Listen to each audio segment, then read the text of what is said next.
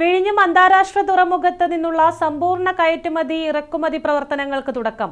മുഖ്യമന്ത്രി V D Satheesan ആദ്യ കയറ്റുമതി കണ്ടെയ്നർ ഫ്ളാഗ് ഓഫ് ചെയ്തു.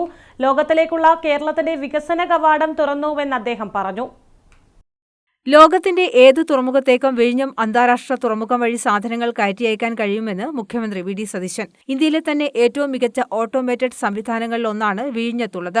റെയിൽ റോഡ് കണക്ടിവിറ്റി കൂടി കഴിഞ്ഞ 10 വർഷത്തിനിടെ പൂർത്തിയാക്കിയിരുന്നുവെങ്കിൽ തുറമുഖത്തിന്റെ സാധ്യത 100 ഇരട്ടി പ്രയോജനപ്പെടുത്താമായിരുന്നുവെന്നും കേരള ബ്രാൻഡഡ് ഉൽപ്പന്നങ്ങൾ ആഗോള വിപണിയിലേക്ക് കയറ്റുമതി ചെയ്യാൻ സർക്കാർ ആവശ്യമായ സഹായം നൽകുമെന്നും അദ്ദേഹം വ്യക്തമാക്കി.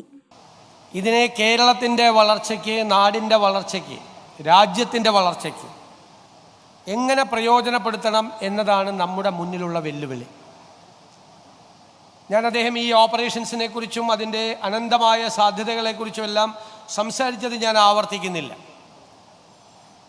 പക്ഷെ ഒരു ട്രാൻസ്ഷിപ്മെൻറ്റും ഇല്ലാതെ, ഒരു പോർട്ടിലും പോകാതെ ഏത് സാധനവും ഈ വിഴിഞ്ഞം പോർട്ടിൽ നിന്ന് ലോകത്തിലെ ഏത് തുറമുഖത്തേക്കും കയറ്റി അയക്കാം.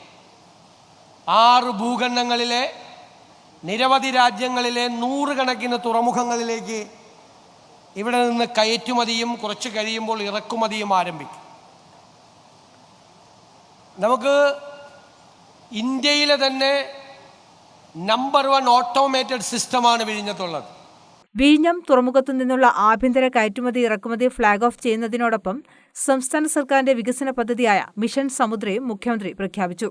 യൂറോപ്യൻ രാജ്യങ്ങളിലേക്ക് MSC വഴി കയറ്റുമതി ചെയ്യുന്ന 2 കണ്ടെയ്നറുകളാണ് മുഖ്യമന്ത്രി ഫ്ളാഗ് ഓഫ് ചെയ്തത്. നിലമേൽ എക്സ്പോർട്ടേഴ്സിന്റെ ഭക്ഷ്യോൽപ്പന്നങ്ങൾ സ്പെയിനിലേക്കും ഇംഗ്ലീഷ് ഇന്ത്യൻ ക്ലേയുടെ ഉൽപ്പന്നങ്ങൾ ഇസ്താംബൂളിലേക്കുമാണ് കയറ്റുമതി ചെയ്തത്. വ്യവസായ വകുപ്പ് മന്ത്രി PK Kunhalikutty, Adani port CEO Ashwini Gupta തുടങ്ങിയവർ ചടങ്ങിൽ പങ്കെടുത്തു. അതേസമയം പ്രതിപക്ഷവും BJPയും ഉദ്ഘാടന ചടങ്ങ് ബഹിഷ്കരിച്ചു. News desk Kannur vision.